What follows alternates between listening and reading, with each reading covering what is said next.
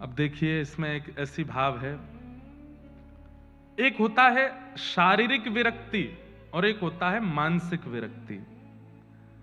हम आप सब लोगों को चाहिए कि शारीरिक विरक्ति बहुत बाद का विषय रखें, पहले मानसिक विरक्ति हो जाए। मानसिक विरक्त व्यक्ति प्लेन में भी घूमेगा, बिजनेस क्लास में भी बैठेगा, होटल्स में भी जाएगा, सबके बीच भी रहेगा, लेकिन फिर भी सबसे विरक्त रहेगा। वो मानसिक विरक्ति होनी बहुत जरूरी है। शारीरिक विरक्ति हो गई और मानसिक विरक्ति नहीं हुई तो आप अपने जीवन को बर्बाद कर देंगे। मानसिक विरक्ति नहीं हुई, शरीर से विरक्त हो गए। अब सामने कुछ ऐसी वस्तु आ गई, देख करके मन ललचाने लगा, तो फिर शरीर से विरक्ति होने के बाद तो फिर दुविधा है। इसलिए मानसिक विरक्ति पर ध्यान दो। महाराज जी का प्रवचन सुन के, कथाएं सुन करके मन से विरक्त होने का प्रयास करो, मन ना विचलित हो। शरीर तो प्रारब्ध कर्म में है, इसमें लगे रहो। एक कथा आती है, मैंने सुनाई है, हितरवंश महाप्रभु के एक परम शिष्य हुए श्री विठल दास जी, सब छोड़ करके परिवार सहित वृंदावन आ गए। एक दिन जूनागढ़ के राजा ने उनको प्रधानमंत्री नियुक्त कर दिया और वो थे वृंदावन में। तो पत्र में लिख करके भेजा कि हम विठल दास जी को अपने प्रधानमंत्री रूप में स्वीकार करना चाहते हैं। सब लोग इधर देखो, ध्यान से सुनो। एक बात बोलें, यहां बैठे हुए लोग ऊपर आप लोग कितने आनंद से बैठ के सुन लेते हैं। हमें कल पता चला इसके नीचे एक अंडरग्राउंड और है, वहां और लोग बैठे हैं जो बेचारे यहां आ भी नहीं पाते। इस वातावरण को वो उनके लिए तो टीवी पर देखने के जैसा ही हो गया, वो ऐसे ही देखते हैं। नीचे बैठे हैं, हम आज जाएंगे उनसे मिलने भी, नीचे वालों से। तो जो यहां बैठे हैं उन लोगों से हमारी प्रार्थना कि बहुत ये समझ लीजिए कि ये बहुत प्रेम से आपको प्राप्त है, तो इस स्थिति को गवाओ नहीं, बैठ करके प्रेम से सुनो कथा। तो श्री विठल दास जी को प्रधानमंत्री नियुक्त करने के लिए पत्र लिखा। हितरवंश महाप्रभु यमुना जी के तट पर बैठे थे, कुछ संत बैठे थे, विठल दास जी वहीं कुछ सेवा कर रहे थे, तभी पत्र आया। महाप्रभु जी बोले, किसके नाम का पत्र है? बोले विठल दास जी के नाम से आया। तो बोले विठल दास पढ़ो। बोले गुरुदेव आपके सामने मैं पत्र पढ़ूं, आप ही पढ़िए ना, क्या है। तो महाप्रभु जी ने जब पढ़ा तो प्रसन्न हुआ, अरे वाह वाह वाह, हमारे विठल दास जी को प्रधानमंत्री घोषित किया गया है, वहां के राजा ने इनको अपने प्रधानमंत्री के रूप में बुलाया है। सुन करके विठल दास जी रोने लगे, वृंदावन कैसे छोड़ के जाऊं मैं, हे नाथ मैं वृंदावन कैसे त्यागूंगा। तब हितरवंश महाप्रभु ने कहा, देखो हमारा शरीर जो है ना, ये प्रारब्ध शून्य करने के लिए संसार में हम आते हैं। बहुत ध्यान से सुनिएगा। हमें मिलने वाला सुख और हमें मिलने वाला दुख, ये सब हमारे प्रारब्ध से हैं। अगर हमने दोनों में से कुछ भी भोगने में कटौती करी तो उतना शेष रह जाएगा, उसको भोगने के लिए फिर जन्म लेना पड़ेगा। इसलिए आपके बिना प्रयास करने पर भी अगर अनायासी सामने से उपस्थित और व्यवस्थित सुख यदि आ रहा है तो उसको भोग लेना चाहिए। भक्त का कई बार ऐसा स्वरूप हो जाता है कि वो व्यवस्थित और उपस्थित, मतलब आप समझ रहे हैं ना, व्यवस्थित उपस्थित का मतलब है कि सामान्य सुख एक होता है कि एक्स्ट्रा ऑर्डिनरी सुख। एक्स्ट्रा सुख क्या होता है? जो है नहीं फिर भी क्रिएट किया गया।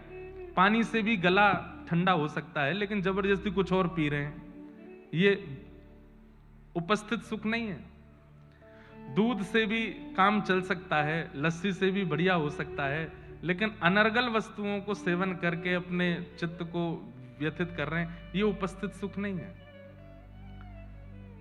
जो काम पानी से हो सकता है वो पीले पानी को पी करके क्यों करना? तो उपस्थित सुख सबको भोग लेना चाहिए, क्योंकि वो प्रारब्ध से प्राप्त है और उसको भोगेंगे तो वो कटेगा और उससे हमारा जीवन का जो प्रारब्ध है वो नष्ट होगा।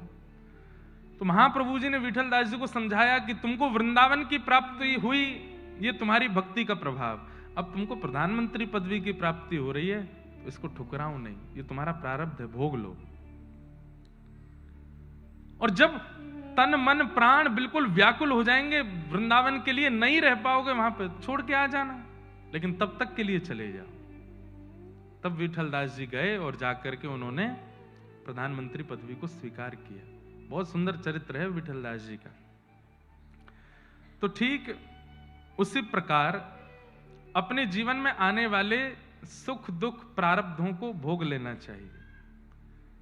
दुख भी आवे तो उससे भागो नहीं, हां प्रयास करो कि वो दुख घटे, पर जितना जीवन में आ रहा है उससे विचलित मत हो, उसको भोग लीजिए। अब यहां प्रसंग आता है श्री माधव दास जी का। उनको अतिसार का रोग हो गया, पेट में रोग हो गया, तो ठाकुर जी उनकी सेवा करने के लिए आए। तो माधव दास जी ने हाथ पकड़ के कहा, आप मेरी सेवा करने आ गए, मुझे ठीक कर दो। तब भगवान बोले, ठीक कर दूंगा, तो ये जो तुम्हारे प्रारब्ध का बचा हुआ दुख है 4-5 दिन का, और इसको भोगने के लिए तुम्हें फिर से जन्म लेना पड़ेगा, इसलिए इसको भोग लो। कई बार बंधुओं ऐसा होता है, बहुत ध्यान से सुनिएगा, कि जब आप भक्ति मार्ग में अग्रसर होते हैं, अचानक से बहुत सारे कष्ट आने लगते हैं, एक के बाद एक, एक के बाद एक, एक के बाद एक। कभी मौसी कष्ट दे रही हैं, कभी बुआ कष्ट दे रही हैं, कभी पत्नी कष्ट दे रही है, कभी पति कष्ट दे रहा है, कभी व्यापार कष्ट दे रहा है, कभी शरीर कष्ट दे रहा है। अचानक से कष्टों की श्रृंखला बढ़ जाती है।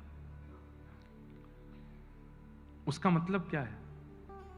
ठाकुर जी ने विचार किया कि इसको 80 साल में जितना भोगना था, इसको 80 दिन में भोगवाओ, खत्म करो, जितना भी ये सब एक बार में करवा करके नष्ट करो, ताकि आगे के जीवन में भजन आनंद से कर सके। इसलिए उसको स्वीकार कर लीजिए। धीरे धीरे धीरे धीरे धीरे धीरे पूरे जीवन में भोगने से अच्छा है।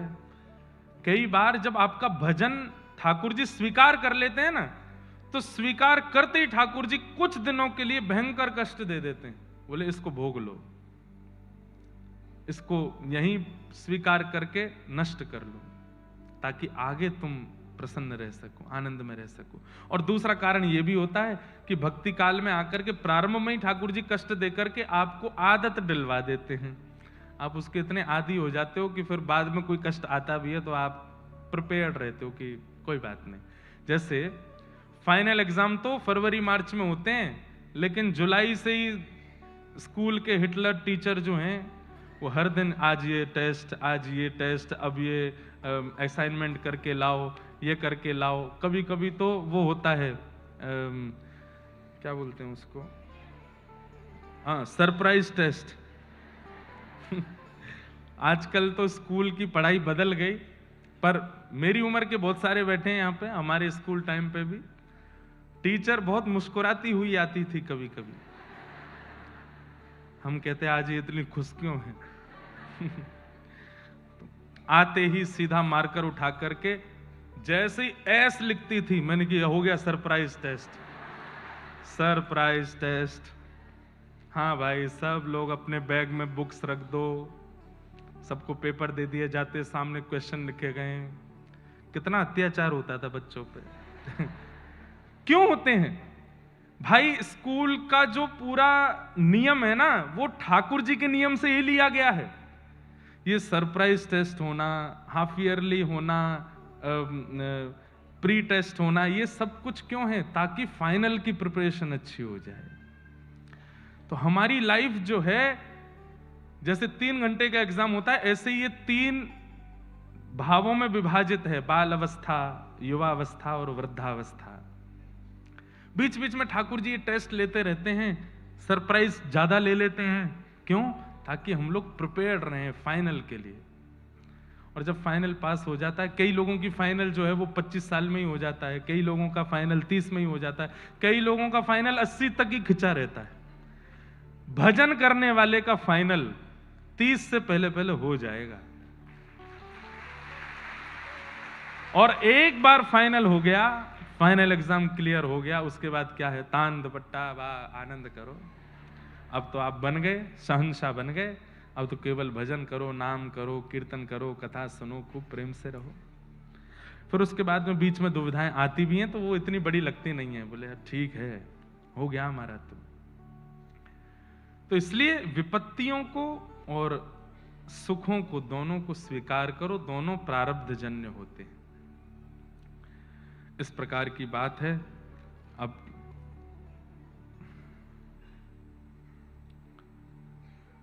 किन्हीं का भाव है कि वो कथा सुनते हैं, कृष्ण से प्रेम हो गया है, पर बचपन से ही अवधूत चिंतन श्री गुरुदेव दत्त श्री दत्त भगवान को प्रणाम किया है, तो अब लगता है कि कहीं दुविधा तो नहीं। नहीं, बिल्कुल दुविधा नहीं है। हम तो कथा करते हैं दत्त प्रभु के पास जाकर के, एक ही बात है, कोई दिक्कत नहीं है।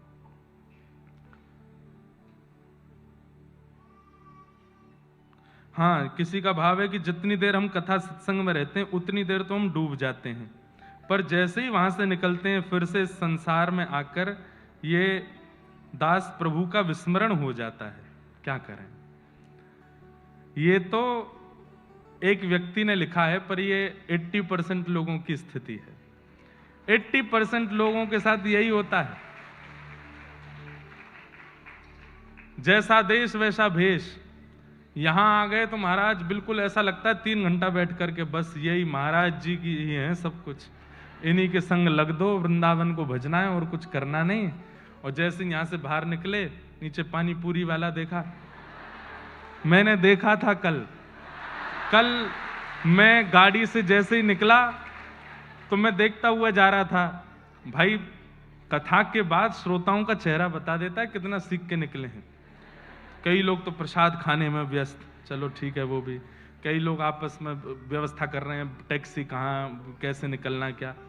पर जैसे ही मैं लेफ्ट टर्न मुड़ा तो वहां पे पानी पूरी वाले पे कुछ माताएं खड़ी थी, रेड लाइट थी, तो मैं भी थोड़ी देर खड़े होकर देख रहा था। खूब चटकारे ले करके, थोड़ा इसमें डालो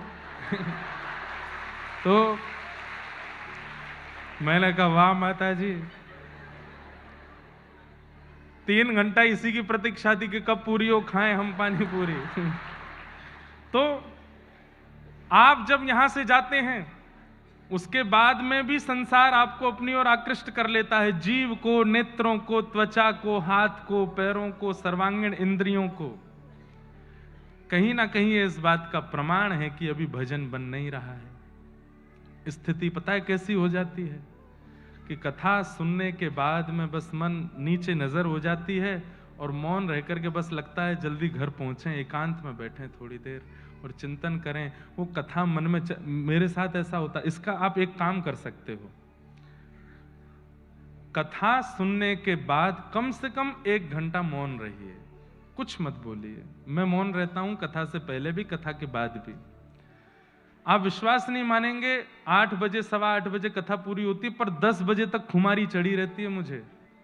वो विषय, कल सक्कूबाई नृत्य कर रही थी चित्त में, सक्कूबाई का वो स्वरूप दिख रहा था। परसों पुरंदरदास और पुरंदरदास की पत्नी सरस्वती बाई वो दिख रही थी। ये सब भाव चलते रहते हैं मन में, और ऐसा ही होना चाहिए, यही स्वरूप होता है। उसके लिए करना क्या है?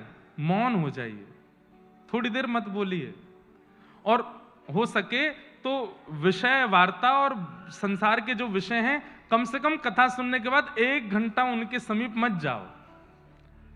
हम कह रहे हैं कि यहां से निकल के फुटपाथ पे 1 घंटा वेट कर लो, फिर पानी पूरी खाने जाना, आपका मन ही नहीं होगा।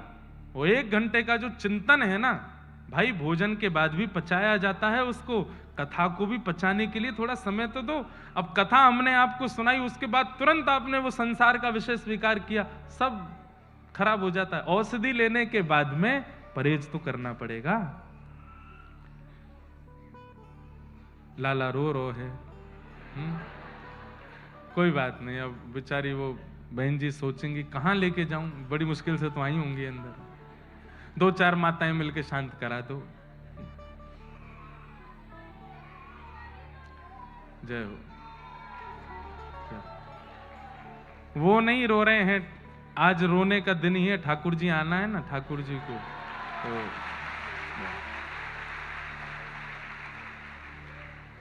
क्या बता रहा था मैं? ऐसा होता है, मन जरा सी बात पे इधर उधर चला जाता है। तो इसलिए ये तो 80% लोगों की दुविधा है कि कथा से निकलते ही सब गुड़ गोबर हो जाता है। ये नहीं होना है, इसके लिए मौन रहिए। और कम से कम 1-1.5 घंटा ना कुछ खाइए ना कुछ पीजिए। हाँ, थोड़ा जलपान आदि कर सकते हो, बाकी विषयों से थोड़ी देर दूर रहो। और कथा में जो सुना है उसको थोड़ी देर चलने दीजिए चित्त में, थोड़ी देर विचार करते रहिए उसका, तभी तो कथा लाभ करेगी, नहीं तो कैसे होगा। अब बड़े बड़े हैं ये तो फिर कल परसों में सुना देंगे। सबको प्रणाम। आज कथा का विषय भी बहुत है और आज नंदोत्सव की ओर चलना है हमें, और कथा का प्रसंग भी बहुत लंबा है, इसलिए जल्दी जल्दी हम लोग प्रसंग कहते हुए चलेंगे।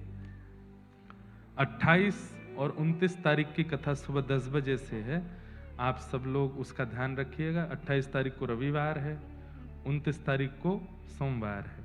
दोनों दिन कथा सुबह के सत्र में है, आप लोग सुबह ही आकर के अपना स्थान ग्रहण कीजिएगा।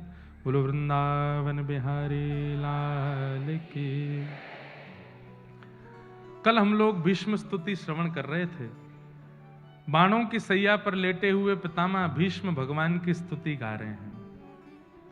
इतिमते रूप कल्पिता वितृष्णा भगवत सात्वत पुंगवे विभुम्ने स्वसुखमुपगते क्वचिद् विहर्तुं प्रकृतिमुपेयुषि यद्भव प्रवाह त्रिभुवनकमनं तमालवर्णं रविकरगौरवराम्बरं दधाने वपुरलककुला वृताननाब्जं विजयसखेरतिरस्तु मेन वद्या। श्रीमद् भागवत जी के बंधुओं, श्लोक साक्षात कृष्ण है। अगर किसी व्यक्ति को भागवत जी का चस्का लग जाए ना, तो वो ऐसी ये स्तुतियां हैं, गोपी गीत है, भ्रमर गीत है, भीष्म स्तुति है, इनका पाठ करना प्रारंभ कर दे। जैसे बंधुओं हम माला करते हैं ना, एक मन का, दूसरा मन का, तीसरा मन का, चौथा मन का, पांचवा, ऐसे किसी कोई 28 नग के करते हैं, कोई 108 के करते हैं, कोई 1008 के करते हैं। ऐसे ही स्तुतियों की भी एक माला होती है। ध्यान से सुनिएगा, स्तुतियों की माला कैसे, आपको कितनी स्तुतियां याद है? 1 याद है, 2 याद है, कम से कम 8 तो होनी चाहिए। 8 स्तुतियां याद होनी चाहिए। स्तुतियों में जैसे अगर भागवत के उपासी हैं, या वृंदावन से कई लोग यहाँ दीक्षित बैठे हैं, हरिदास परंपरा से हैं, हरिवंश परंपरा से हैं, वल्लभ कुल से हैं, रामानुज परंपरा से, रामानंदी परंपरा से, अपनी परंपरा के पाठ कीर्तन, उन सब में कम से कम 8 चीजें आप याद करो और उनको भी माला की तरह करो। जैसे भागवत जी के उपासक कैसे करें? भीष्म स्तुति का पाठ किया, फिर उसके बाद गोपी गीत का पाठ किया, भ्रमर गीत का पाठ किया, भिक्षुक गीत का पाठ किया और वेणु गीत का पाठ किया। इतने पाठ आपने कर लिए। अब माला की तरह क्या होता है कि माला मनके से फिर दोबारा फेरी जाती है, फिर दोबारा उसका पाठ करो, फिर उल्टा पाठ करो, फिर वेणु गीत का पहले करो, फिर भिक्षुक गीत का करो, फिर गोपी गीत का करो, और फिर भ्रमर गीत का करो, फिर भीष्म स्तुति का करो। इस प्रकार स्तुतियों की माला। अब आपको पद याद है, स्तुति याद नहीं है, सूरदास जी के, कुंभन दास जी के, छीत स्वामी जी के, गोविंद दास जी के, तो जो जो पद याद हैं उनको भी माला की तरह करो। सूरदास जी के पद से शुरू किया गोविंद दास जी तक, फिर वहां प्रणाम करके फिर गोविंद दास जी के पद से शुरू किया सूरदास जी तक। ये पदों की माला। अब आप लोग महाराष्ट्र में रहते हैं, वारकरी कीर्तन याद है, संत ज्ञानेश्वर माउली के, तुकाराम जी के, नामदेव जी के, एकनाथ जी के, जनाबाई जी के। आज यहाँ कई सारे हमारे आ रहे हैं, बंबई के भी एक से एक अद्भुत। अंकिता जोशी जी आई होंगी, कहाँ हैं? दिख रही हैं? अजय ये बैठी, वाह वाह, जय हो आपकी। आज एक अभंग आपको सुनाना है। किनका? नामदेव जी का सुनाएंगे, तुकाराम जी का सुनाएंगे, बहुत बहुत सुंदर अभंग गाती हैं। तो जैसे आप महाराष्ट्र के प्रेमी भक्त हैं, यहां के अभंग एक से एक अद्भुत हैं। सुंदर ते ध्यान उभे विटेवरी, सुंदर ते ध्यान। मेरे को मराठी ज्यादा आती नहीं, पर मैं आपको बहुत सच्चे हृदय से बता रहा हूं, महाराष्ट्र और महाराष्ट्र के भक्त और उनके कीर्तन मुझे इतने प्रिय हैं कि अगर मुझसे कहा जाए कि भारतवर्ष के भक्तों की श्रृंखला में सबसे ऊपर आपके हृदय में कौन, तो महाराष्ट्र के भक्त। यहां के भक्तों की स्थिति, यहां के भक्तों की विचारधारा और उनकी शब्दावली अलग है। वो जिस प्रकार से विठोबा को बोलते हैं, बात करते हैं ना, वो सामान्य भक्त नहीं करता। हम हिंदी वासी हैं, हम मीराबाई के पद गाते हैं, सूरदास, कुंभनदास, सबके पद गाते हैं, उनकी भावना बहुत सुंदर है। पर महाराष्ट्र के भक्त बड़े, एक तो दीन बहुत हैं और सरल बहुत हैं, सहज बहुत हैं, बहुत सुख मिलता है। तो जैसे अब आपको अभंग याद है, कितने, कम से कम 8 की श्रृंखला सब जगह रखो। पदों में 8 पद याद होने चाहिए, कम से कम 8 अभंग याद होने चाहिए, कम से कम 8 संस्कृत की स्तुतियां याद होनी चाहिए। उनको माला की तरह करो। इसका प्रभाव आपको देखने को मिलेगा कि जिस प्रकार नाम जप आप करते हैं, नाम जप का एक अंतरंग प्रभाव होता है, स्तुतियों का भी अपना प्रभाव है। तो कोई अगर भागवत प्रेमी हो तो भीष्म स्तुति से लेकर के गोपी गीत तक कुछ 8 स्तुतियां याद कर ले और उनको माला की तरह करे। एक बार पूरा करे, फिर दोबारा उल्टा करे, एक माला तो करे कम से कम। और जिस दिन छुट्टी है, फ्री हो, उस दिन 8 माला कर दो, उस दिन 108 माला कर दो, कुछ विशेष करो। भीष्म पितामह की स्तुति सबसे पहली स्तुति, दूसरी स्तुति है भागवत की। पहली स्तुति कुंती स्तुति जो हम कल सुन रहे थे। भीष्म पितामह क्या कह रहे हैं ठाकुर जी से, 2-4 बातें सुनो, बहुत सुंदर। बाणों की सैया पर लेटे हैं और सामने सुदर्शन चक्रधारी श्याम सुंदर खड़े हैं। भीष्म पितामह कहते हैं, नाथ, अब मैं अपने प्राण त्यागने वाला हूं, पर प्राण त्यागने से पहले आपके चरणों में पुष्प अर्पित करना चाहता हूं, पर बाणों की सैया पर हूं, उठ नहीं सकता, तो अपनी वाणी के पुष्प अर्पित कर रहा हूं, कृपया ध्यान दीजिएगा। ठाकुर जी बोले, बोलो।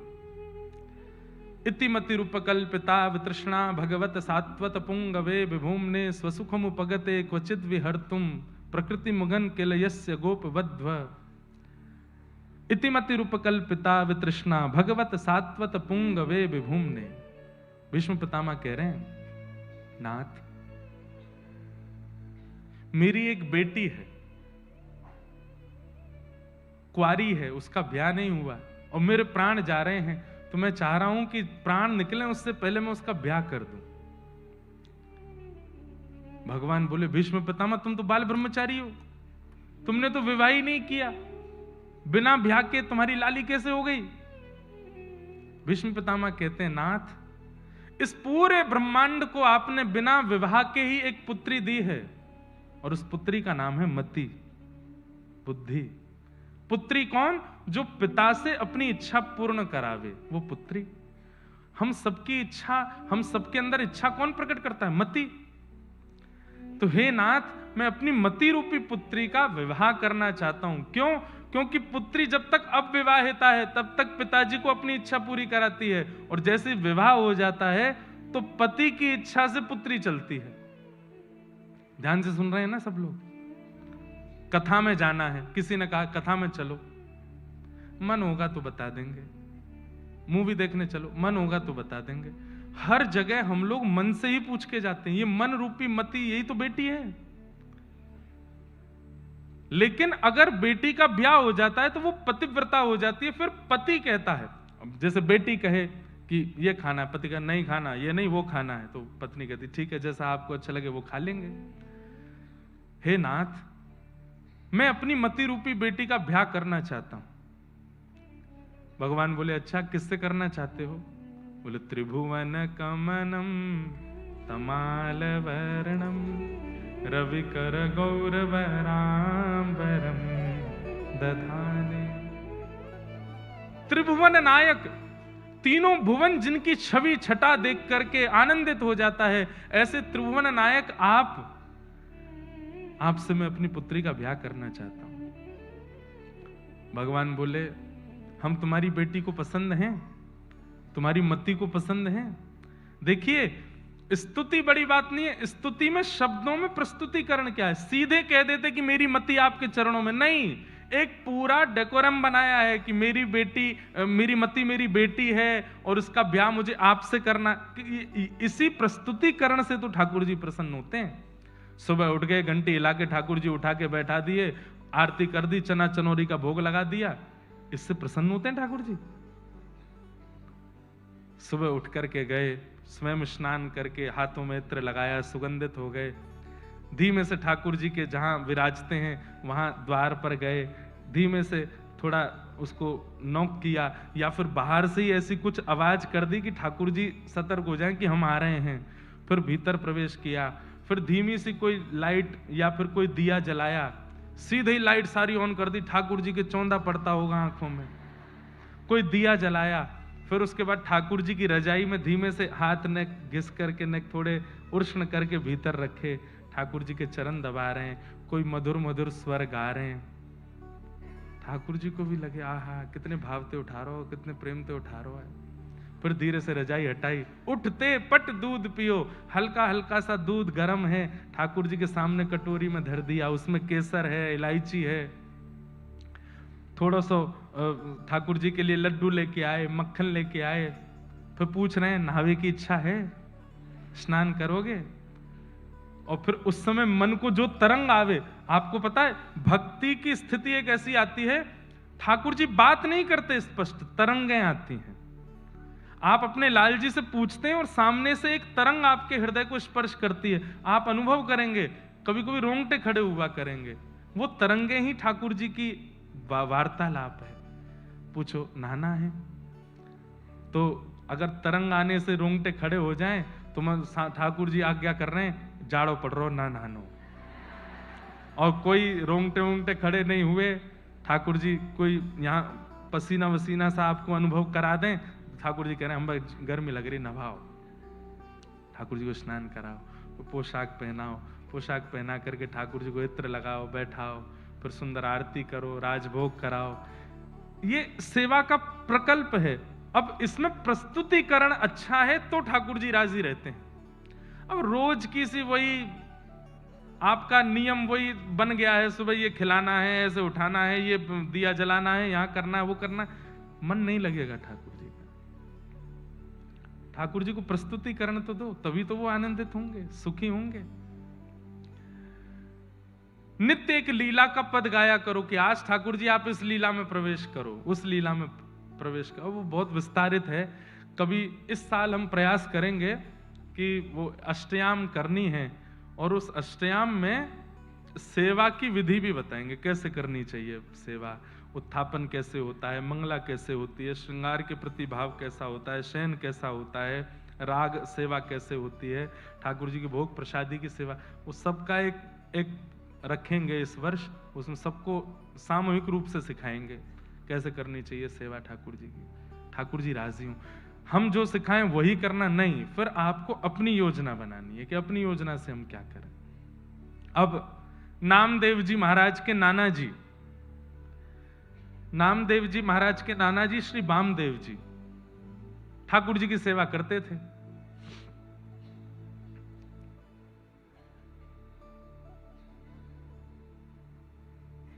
आप कोई पद ढूंढ के रखिएगा नामदेव जी का, अभी गाना है, अभी बीच में ही गाना है।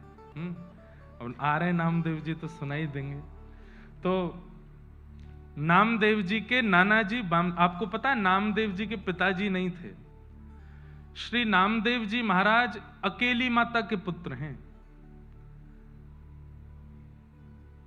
बाल अवस्था थी, मीराबाई जैसा चरित्र है कि जैसे मीराबाई बचपन में अपनी मां से पूछती थी कि मेरे पति कौन, तो मां ने कह दिया ये गिरधर गोपाल तेरे बींद हैं, तब से ही मान लिया कि ये मेरे पति हैं।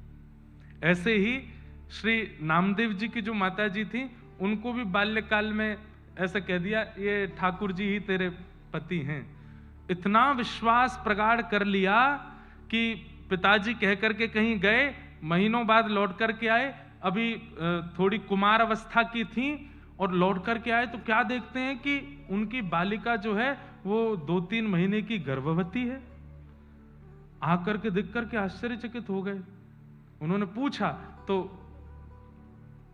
नामदेव जी की माता जी बोली, पिताजी आपने कहा था कि ये मेरे पति हैं, तो बस वो मेरे पति हैं, मैं उनकी गृहिणी हूं, उसी कृपा से हम दोनों का विवाह हुआ, उन्हीं की संतान गर्भ में है। जिन पिताजी ने बोला उन्हीं को ही विश्वास नहीं हुआ, वही कह रहे हैं ऐसे कैसे हो सकता है, ये तू झूठ बोल रही है, तू मेरे सामने झूठ बोल रही है, समाज क्या कहेगा, संसार क्या कहेगा, विवाह हुआ नहीं, तेरे गर्भ में बालक। पिताजी मैं झूठ नहीं बोल रही।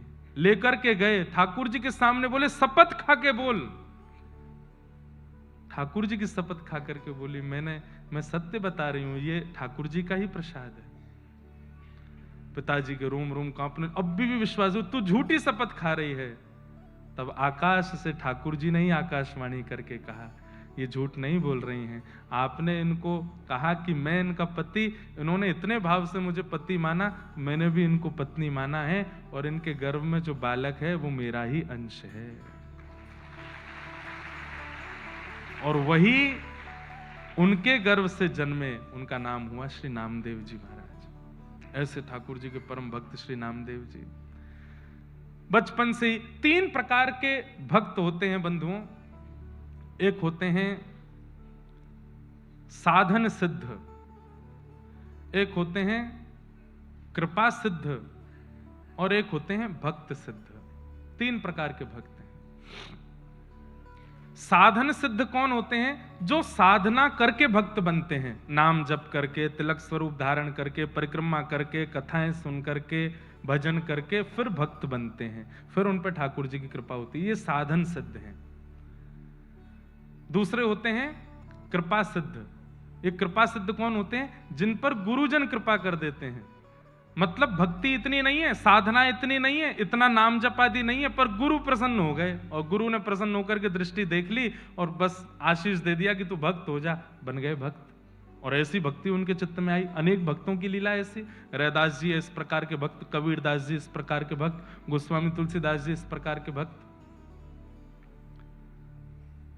और एक होते हैं सिद्ध सिद्धा, मतलब वो जन्म से ही सिद्ध हैं, ना गुरु की कृपा है ना साधन है, वो जन्म से ही भक्त हैं, और उनका प्रादुर्भाव दूसरों पर कृपा करने के लिए हुआ है। नामदेव जी कौन है? सिद्ध सिद्ध, ये जन्म से ही सिद्ध हैं। बचपन से ही भक्ति में इतनी रुचि।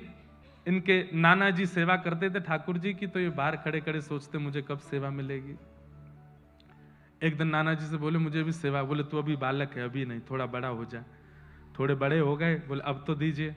बोले अभी मैं हूं, जब तक मैं हूं तब तक मुझे करने दो, कभी मेरा कहीं आना जाना होगा तो ठाकुर जी की सेवा तुम कर लेना। अब तो वो हर दिन अपने नाना जी से पूछें आप कब जाओगे, आप जाओगे कब? नाना जी कोई काम नहीं है आपको, कहीं दूर चले जाओ, थोड़े पुणे आदि हुआ हो, कहीं मैं सेवा करूं ठाकुर जी की।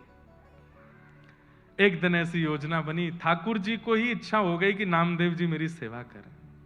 ये इतना व्याकुल होकर के मुझे देखते हैं, तो इनके नाना जी बड़े बड़े कार्यों को भी ठुकरा देते थे कि सेवा नहीं छोड़ूंगा, लेकिन आज एक ऐसा कार्य आया कि इनको जाना ही पड़ा।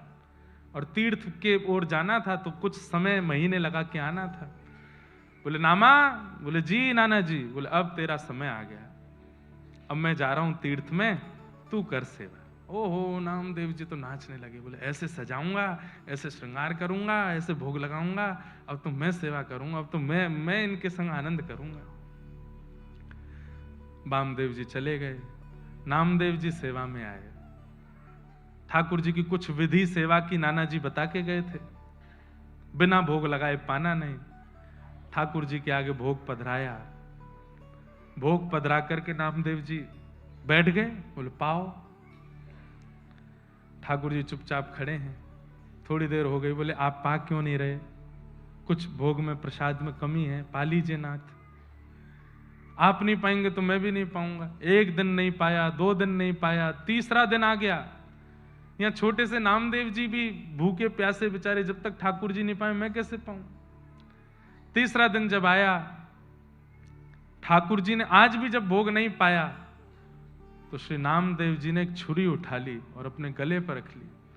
बोले आपको नाना जी की बहुत आदत लग गई है, उन्हीं के हाथ का पाते हो, उन्हीं के हाथ से राजी रहते हो। मैं क्या कमी कर रहा हूं, मैं इतने भाव से तो सेवा करता हूं, मेरे हाथ से क्यों नहीं पा रहे? आज भी अगर आपने नहीं पाया, मुझे ऐसा लग रहा है मेरी भक्ति शून्य हो रही है, आप नहीं पा रहे हैं तो आपने नहीं पाया तो मैं अपने प्राण त्याग दूंगा। इतने में ही ठाकुर जी प्रकट हो गए, हाथ पकड़ लिया। अरे नामा, मैं ऐसे ही थोड़ी आ जाता हूं, तपस्या करनी पड़ती, कुछ दिन प्रतीक्षा करनी, तू 3 दिन में ही तू छुरी लेके बैठ गया। कुछ दिन तो प्रतीक्षा करनी थी,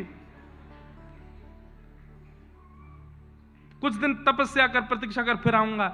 नामदेव जी ने हाथ पकड़, अब आ गए हो तो क्यों जा रहे हो? अब पी जाओ, खा जाओ इसको। ठाकुर जी बोले बहुत सरल है, बहुत सहज है। बंधुओं, या तो भयंकर तपस्वी नाम जापक आदि कुछ बन जाए तो भगवत कृपा, या अत्यंत सरल सहज बन जाए, इतना सीधा, इतना भोला भौंदू बन जाए तो ठाकुर जी की कृपा होती है। बैठ गए। नामदेव जी सुंदर सुंदर पकवान देते हैं, ठाकुर जी प्रेम से पाते हैं। अब तो इतने प्रसन्न हो गए नामदेव जी कि रोज ठाकुर जी आते हैं। नाना जी लौट करके आ गए कुछ दिन बाद। जैसे ही नाना जी आए, आकर के बोले कैसी रही सेवा आदि, कैसी चल रही है? आप ही जाके पूछ लो, भीतर जाके आप ही देख लीजिए। तुम्हारा जैसे वामदेव जी ने प्रवेश किया तो ठाकुर जी अलग ही चमक रहे थे, अलग ही उनके मुखमंडल का जो स्वरूप। बंधुओं, सेवा से ठाकुर जी की जो श्री विग्रह है वो बोलने लगता है कि मेरी सेवा कैसी हो रही है। कई लोगों के यहाँ, बुरा नहीं मानना, कई लोगों के यहाँ ठाकुर जी का दर्शन करते हैं तो ठाकुर जी ऐसे लगते हैं, मुँह ले चलो यहाँ थे, मेरा मन ना लग रो। और कई लोगों के ठाकुर जी को देख करके ऐसा लगता है ठाकुर जी इतने थाट में, इतने राजी बन करके बैठे हैं कि मतलब बस कह रहे हैं कि भैया या परिवार को खूब प्रेम दे के जाइए, मैं यहाँ बहुत राजी। बोलने की बात नहीं, अभिमान आ जाए इसलिए भी नहीं।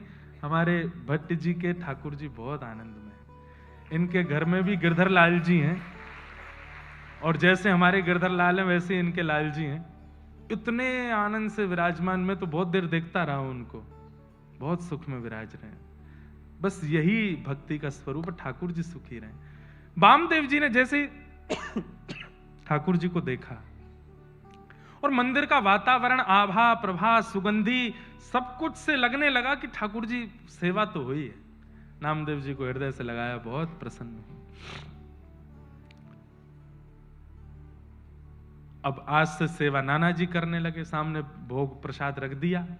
नामदेव जी खड़े खड़े देख रहे थे। अब वो तो थोड़ी देर भोग रख के पर्दा करके उठा लिया। बोले ये क्या कर रहे हो आप? वामदेव जी बोले भोग लगाए बेटा। भोग कहां लगाए, इसमें तो सारी सामग्री रखी है, कुछ खाया तो है नहीं ठाकुर जी ने। वामदेव जी बोले ऐसे ही लगता है भोग, ठाकुर जी के सामने पधरा दो, पर्दा लगाओ, उठा के ले चलो। बोले मेरे से तो ऐसे नहीं होता था, मैं तो थाली की जितनी सामग्री धरता था सब पाते थे ठाकुर जी, सब पाते थे। बोले हाँ, अच्छा तो ये ले थाली, पवा के दिखा। सामने रख दिया। नामदेव जी बोले जय जय, आ जाओ, जैसे हर दिन आते थे वैसे आ जाओ, जल्दी आ जाओ। ठाकुर जी नहीं आए। 2-3 बार पुकारा, नहीं आए ठाकुर जी, तो नामदेव जी को पता था तरीका, फिर से छुरी लेके आए और छुरी ला करके जैसी यहां से वामदेव जी परेशान हुए, ए नामा क्या कर रहा? इतने में तो ठाकुर जी का हाथ प्रकट हुआ, फिर पकड़ा। बोले तूने बढ़िया तरीका ढूंढा, बार बार छुरी रख लेता गले पे। हाँ, आप लोग नहीं करना ऐसा है ना। मुंबई में 4 लोगों ने छुरी रखी कथा सुन के, ऐसा नहीं करना। ये सुनकर के करने वाली बात नहीं थी ना, उन्होंने सुना थोड़ी था कहीं से, वो तो जिद थी उनकी अपने आप ही। ठाकुर जी बोले नामा तुझे मैंने बोला था ना, इतनी जल्दी प्रकट नहीं कराया कर मुझे, थोड़ी तो तपस्या, थोड़ा तो धैर्य किया कर। मुझे कितना कुछ छोड़ के आना पड़ता है, पूरा ब्रह्मांड का भार मेरे सिर पर है, सब कुछ देखना होता है, तू समझता ही नहीं है। बोले अच्छा ठीक है, नाना जी को दर्शन दो। नाना जी तो वैसे ही भाव विभोर खड़े बैठे सामने, इतना जीवन निकल गया कभी ठाकुर जी नहीं देखे। बारे नामा तेने 3 दिन, इतने दिन की सेवा में ठाकुर जी प्रकट कर दिए। ऐसे श्री नामदेव जी महाराज हमारे। ठाकुर जी तो आने को तैयार बैठे हैं, ठाकुर जी तो प्रकट होने को आज भी बैठे हैं। आपके प्रस्तुतिकरण में कहीं कमी है, आपकी सेवा में कहीं कमी है। भीष्म पितामह जैसी वो भावना, वो सेवा बने, नामदेव जी जैसी वो सेवा बने तो ठाकुर जी आए, जनाबाई जैसी सेवा बने तो आए। अब हम नहीं गाएंगे, अब अंकिता जी एक अभंग सुनाएंगे आज नामदेव जी का। आप जल्दी आ जाओ। जय। और जरूर आप लोग बड़े भाव से सुनना। मराठी कितने लोगों को आती है? वाह भाई, तो इनका भाव सुन के फिर हमको सुना देना ये क्या गा के गए हैं। वैसे तो समझ आ ही जाना है, पर श्री नामदेव जी का भाव आइए।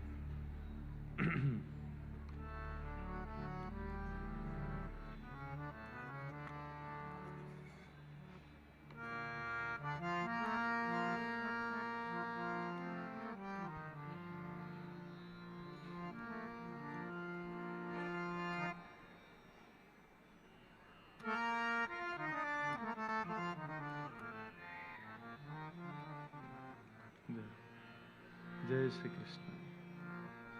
पुंडलीकवरद हरि विठ्ठल, श्री ज्ञानदेव तुकाराम, श्री पंडरीनाथ भगवान की।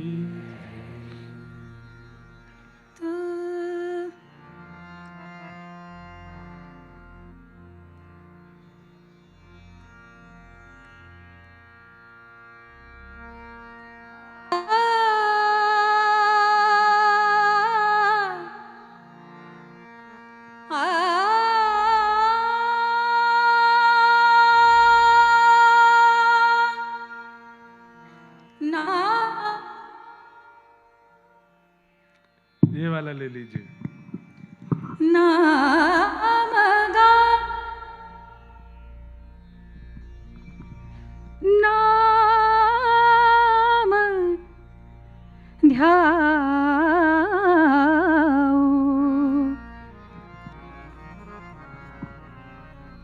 हो नाम गाऊ,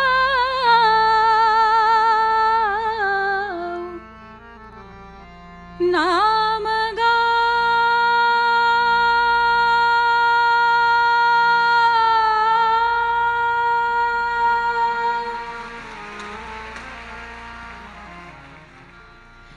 नाम गाऊ, नाम ध्याऊ, नामे विठोबाला पाहू, नामे विठोबाला पाहू, नाम गाऊ,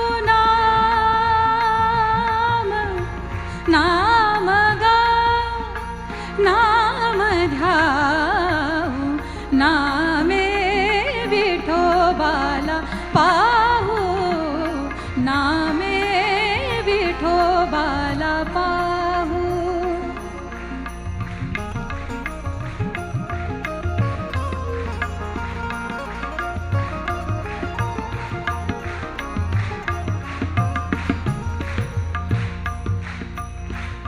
आम्ही दैवाचे दैवाचे, आम्ही दैवाचे दैवाचे,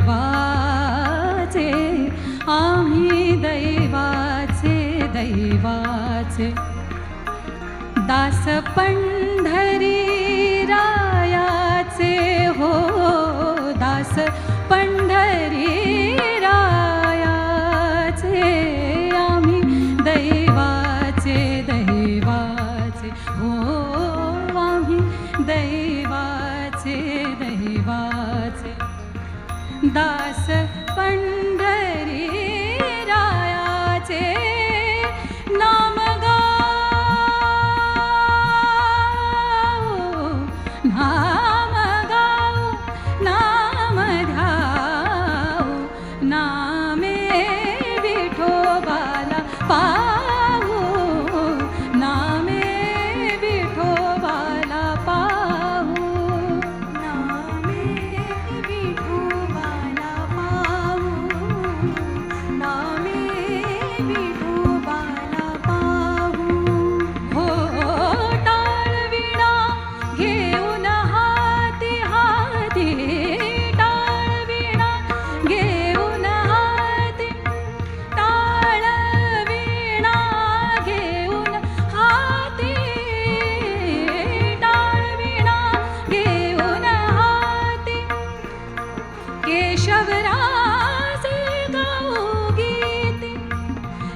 केशवराजे गाऊ गीते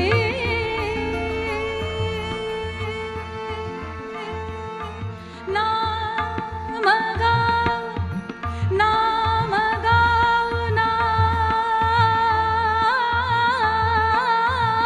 गाऊ नाम ध्याऊ विठोबाला पाहू नामे विठोबाला पाहू नामे विठोबाला पाहू नामे विठोबाला पाहू नामे विठोबाला पाहू नामा म्हणेला खोली सदा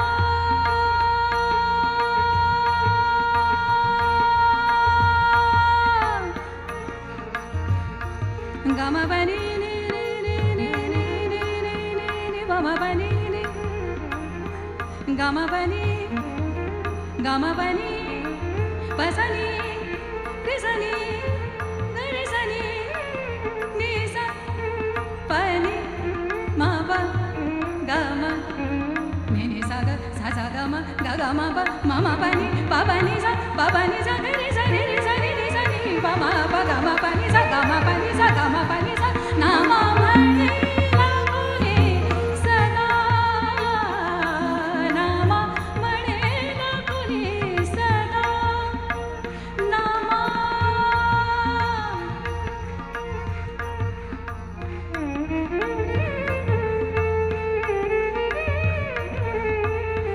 जय जय राम कृष्ण हरी जय जय राम कृष्ण हरी जय जय राम कृष्ण हरी जय जय राम जय जय राम कृष्ण हरी जय जय राम कृष्ण हरी जय जय राम कृष्ण हरी जय जय राम कृष्ण हरी जय जय राम कृष्ण हरी जय जय राम कृष्ण हरी जय जय राम कृष्ण हरी जय जय राम कृष्ण हरी नाम म्हणेला खोली सदा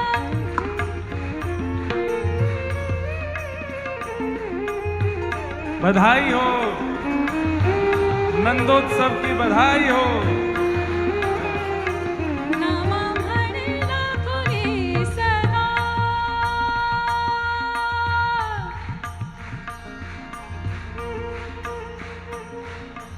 केसर तिलकम कृष्णवरणं केसर तिलकम कृष्णवरणं राधारमणं हरे हरे राधारमणं हरे हरे नाम म्हणेला खोली सदा गम बनी विठ्ठला पसनी विठ्ठला पम प गम सा विठ्ठला विठ्ठला विठ्ठला विठ्ठला नाम म्हणेला खोली सदा अनंत रूपे हरीच्या मुखी बाहू गोविंदे अनंत रूपे हरीच्या मुखी बाहू गोविंदे गोविंदे गोविंदे गोविंदे गोविंदे गोविंदे गोविंदे गोविंदे गोविंदे गोविंदे अनंत रूपे हरीच्या मुखी बाहू गोविंदे नाम गाऊ हो नाम गाऊ नाम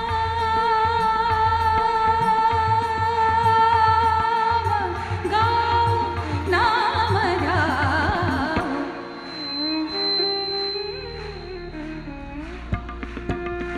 नामे विठोबाला पाहू नामे विठोबाला पाहू विठ्ठल विठ्ठल जय हरी विठ्ठल विठ्ठल विठ्ठल जय हरी विठ्ठल विठ्ठल विठ्ठल जय हरी विठ्ठल विठ्ठल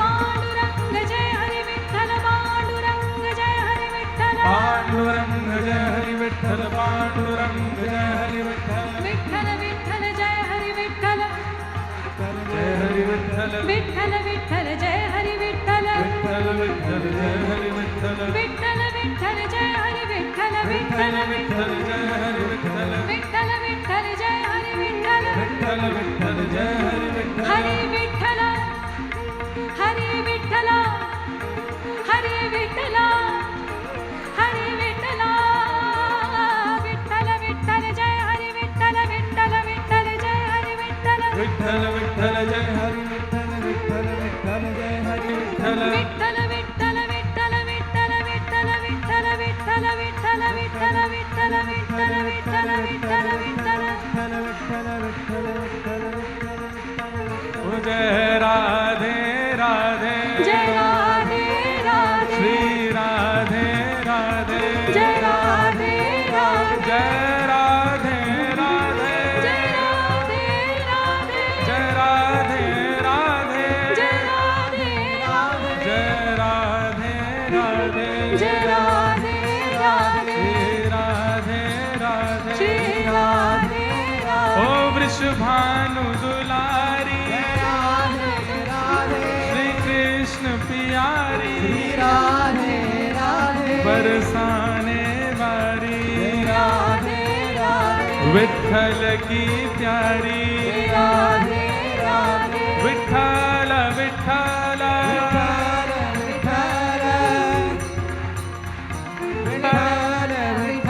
हे विठ्ठल विठ्ठल विठ्ठल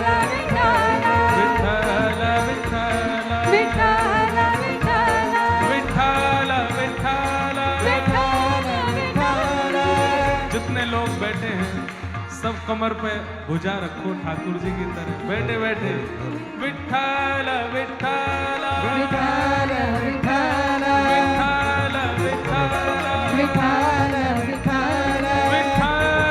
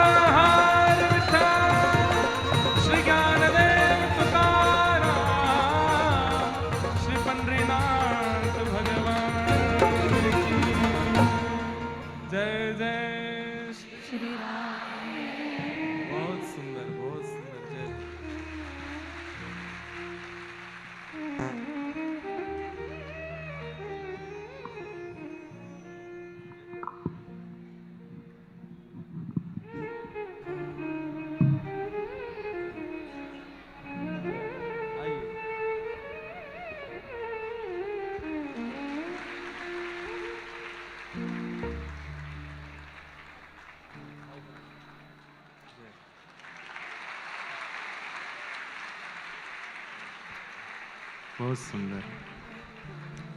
हमें मराठी नहीं आती, इसका एक फायदा भी है कि हम ऐसे अद्भुतों को श्रवण कर लेते हैं।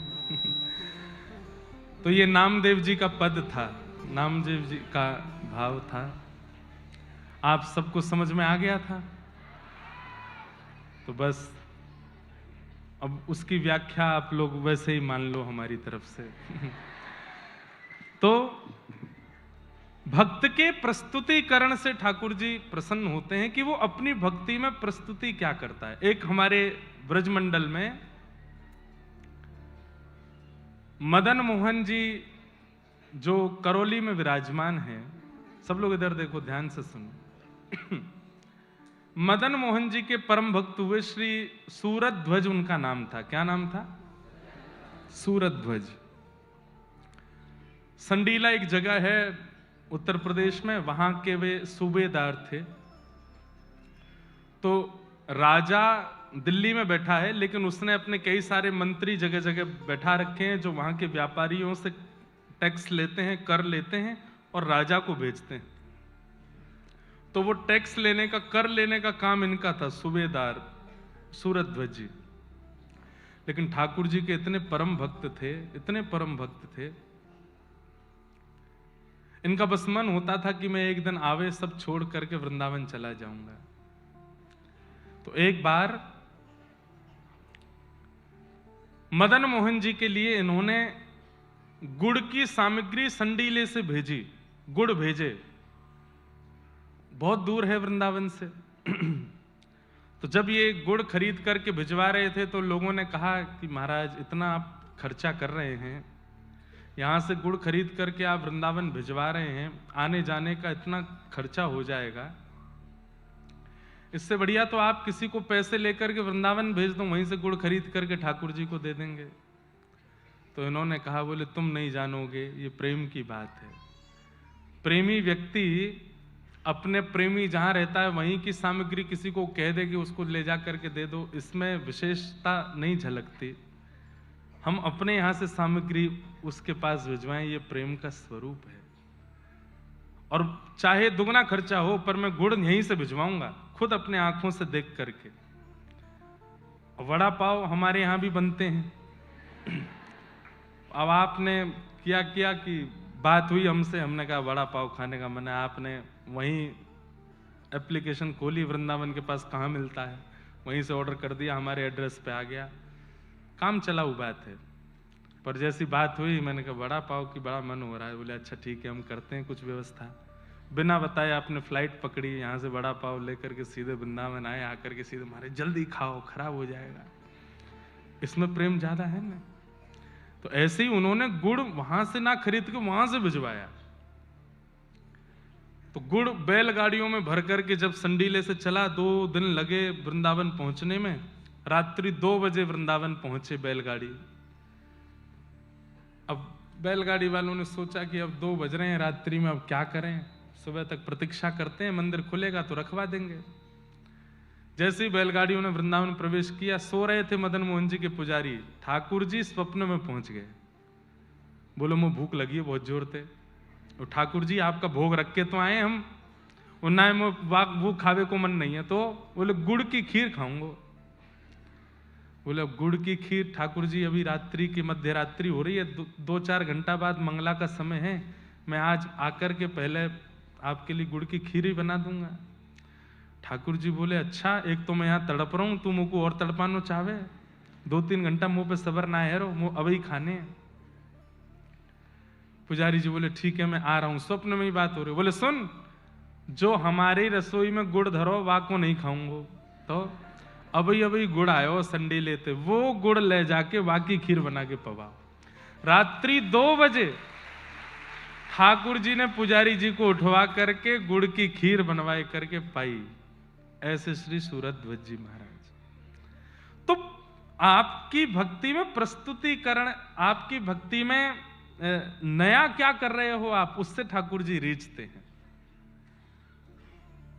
तो अपनी भक्ति में कुछ ना कुछ ऐसे नवीनता, उसके प्रस्तुतिकरण में विशेषताएं लाया करो, ताकि ठाकुर जी रीझें, ठाकुर जी आनंदित हों। भीष्म पितामह ने भगवान की स्तुति गाई और कहा कि आप मेरी मति रूपी पुत्री को स्वीकार करो। ठाकुर जी आनंदित हो गए और पितामह भीष्म की संपूर्ण स्तुति श्रवण करके ठाकुर जी आनंदित हुए। कालांतर में कुछ समय बाद उस बालक ने जन्म लिया जिसकी कल भगवान गर्भ में प्रवेश करके रक्षा किए, उसी का नाम परीक्षित हुआ। परीक्षित, अब हम जल्दी चलें कथा क्रम को आगे लेके। परीक्षित धीरे धीरे बड़े हुए, यहां भगवान स्वधाम चले गए लीला पूरी करके। ये खबर जाकर के अर्जुन ने जब पांडवों को बताई तो पांडवों ने परीक्षित को राज्य गद्दी पर बिठा दिया, स्वयं स्वर्गारोहण को चले गए। परीक्षित राजा हैं, उनका विवाह हुआ, थोड़े बड़े हुए। एक दिन नगर भ्रमण कर रहे थे तो देखा एक बैल के 3 पैर कट चुके हैं, चौथा पैर एक व्यक्ति काट रहा है। इन्होंने जाकर के जैसे ही प्रहार करना चाहा, उस व्यक्ति ने चरणों में प्रणाम किया, मुझे मत मारो, मेरी बात सुनो। बोले क्या बात है? बोले महाराज मैं कलयुग हूं और ये धर्म है। धर्म के 4 पैर होते हैं, सत्य, दान, दया और पवित्रता। पवित्रता, दया और दान, ये 3 पैर में काट चुका हूं, चौथा पैर इसका सत्य है। कलयुग जब घोर स्थिति में आएगा तो ये भी कट जाएगा। तो ये तो मेरा स्वरूप है, मेरा नियम है, आप मुझे मारिए मत। परीक्षित राजा बोले मेरे नगर में कलयुग का प्रवेश में होने नहीं दूंगा, तुमको मैं छोड़ूंगा नहीं। बोले महाराज ये ब्रह्मा के द्वारा बनाया गया नियम है, मेरा आना आवश्यक है। अब मेरा युग प्रारंभ हो चुका है, भगवान के जाते ही द्वापर युग विश्राम हो गया था, अब मेरी बारी है और मैं तो आऊंगा। ये चोरी करना, चकारी करना, उल्टे सीधे काम करना, दूषित वस्तु के प्रति मन लगना। बंधुओं एक बात समझेंगे आप, व्यक्ति को सत्क्रियाएं डांट के, डपट के, प्रवचन करके उसको सिखानी पड़ती हैं, पर दूषित क्रिया अपने आप सीख जाता है। ये कलयुग का प्रभाव है। बचपन से बच्चे को घर में इतने अच्छे शिक्षा देते हैं माता पिता, इतने अच्छे से उसको आदर सत्कार देते हैं, बड़ों के पैर छुओ, ऐसा बोलो, ये नहीं बोलना, गंदी बात, ऐसा, ये सब सिखाते हैं।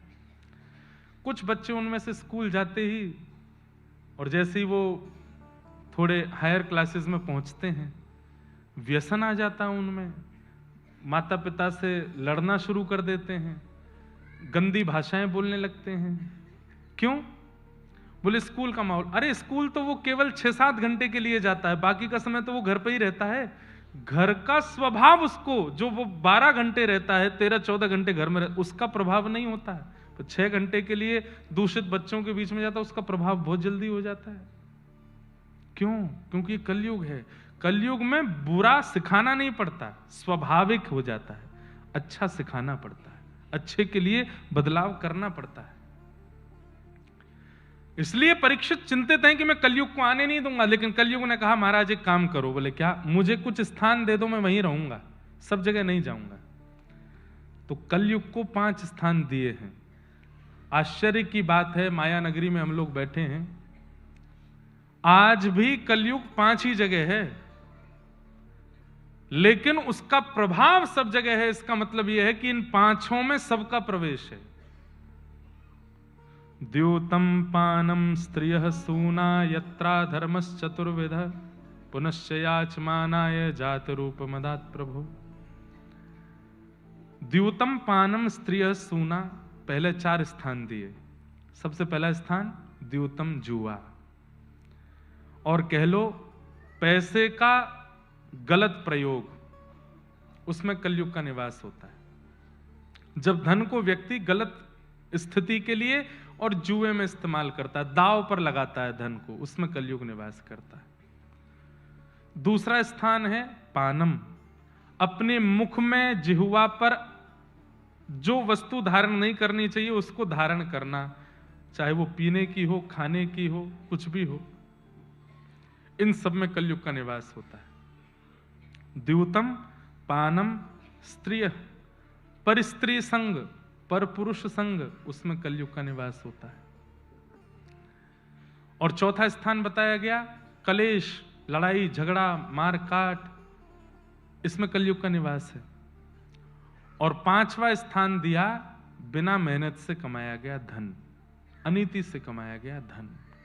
ये 5 स्थान कलयुग के हैं। जो व्यक्ति इन 5 से सतर्क है, उस व्यक्ति को यह प्रमाणित रूप से कहा जा सकता है कि वो द्वापर में, सतयुग में या त्रेता में है, उस पर वो कलयुग में नहीं है। कलयुग ब्रह्मांड में नहीं है, विचारों में है। अगर इन 5 भावों से आप बचे हैं तो आप पर कलयुग का प्रभाव नहीं होगा। पर दुर्भाग्य है, हम सब इन पांचों में कहीं ना कहीं रत हैं, इसीलिए कलयुग का प्रभाव है। द्योतम, जुआ नहीं खेलना। अभी आ रही है नए साल, इस अंग्रेजी नववर्ष पे लोग क्या नहीं करेंगे, सब कुछ कर देंगे। हमारे यहाँ लोग बाग कहते हैं कि भाई नव वर्ष आ रहा है, इस वर्ष जो भी किया सब कुछ ठीक करना है, नए साल पे कुछ नई शुरुआत करनी है। पर पढ़े लिखे लोग 31 की रात को जो पूरे 365 दिन किया वो सब कर देते हैं, और कितनी देर में, 11 से 12 के बीच में, 1 घंटा में सब हो जाता है उनका। नव वर्ष प्रारंभ हो रहा है। द्यूतम, जुआ नहीं खेलना। पानम, कहते हैं जीभ पर सरस्वती विराजती है, हर किसी की जीभ पर पूरे दिन में एक बार सरस्वती विराजमान होती है, ऐसी कहावत है। तो जिस आसन पर ठाकुर जी को बैठना है, सरस्वती को बैठना है, आप उसको इतना दूषित कैसे कर सकते हो? और पानम का मतलब मद्य आदि पान, ये तो है ही। जो लोग जिह्वा से गंदे शब्दों का उच्चारण करते हैं, उन पर भी कलयुग का प्रभाव होता है। कई लोग संसार में बिना गाली के बोलते ही नहीं है। हिंदी में देते हैं, अंग्रेजी में देते हैं, कोई भी बात हो जाए उनके मुंह से गाली ही निकलती है। पहले एक समय था कि हे भगवान ऐसे निकलता था, अब कुछ शॉकिंग होती है तो गाली देते हैं। ऐसे कितने विचित्र लोग हो गए, उसमें कलयुग का निवास है। पर स्त्री और पर पुरुष संग, इसमें कलयुग का घनघोर निवास है। और कलेश, लड़ाई झगड़ा। बंधुओं, विचार किया करो कि अगर मेरे शांत होने से सब समाप्त हो जाएगा तो शांत ही हो जाओ, भले ही आपकी गलती नहीं है, उसमें कुछ घट तो जाएगा नहीं। पर आजकल ईगो हमारा इतना ज्यादा हाई हो चुका है कि हम शांत नहीं रह सकते। हमारा लड़ना जरूर, इसने ये कह कैसे दिया, मुझसे ये बोल कैसे दिया, मेरे बारे में ये हो कैसे गया, और इसी चक्कर में ये कलेश होते हैं, लड़ाई झगड़े सब चलते हैं। उसने कह दिया, आप हो गए, नहीं हुए। हम लोग बड़े विचित्र हैं, कोई हमारे बारे में कुछ बोल दे तो हमको वो स्वीकार नहीं, और हम उस स्वीकृति ना होने पर उससे लड़ने पहुंच जाते हैं। नहीं कहना। हमें लोग इतना प्रेम देते हैं, इतना सब कुछ करते हैं, इसका मतलब ये नहीं कि कुछ गलत नहीं बोलते, बहुत बोलते हैं, बहुत कुछ बोलते हैं। पर सुनकर के उस पर अगर मैं रिएक्ट करने लगा तो मैं आध्यात्मिक कैसे माना जाऊं? ठाकुर जी की श्रेणी में मैं कैसे माना जाऊं? संसार का मुख है, उन्हें मुख मिला है, फ्रीडम ऑफ स्पीच है उनके पास, वो कुछ भी बोल सकते हैं, आपको सहना पड़ेगा। आप कलेश मत करो, अपनी तरफ से लड़ाई मत करो, शांत रहो। एक समय थकेगा, अपने आप शांत हो जाएगा। तो कलेश, इसमें कलयुग का निवास। और 5वां और सबसे खतरनाक स्थान है बिना मेहनत के कमाया गया धन। हर व्यक्ति जानता है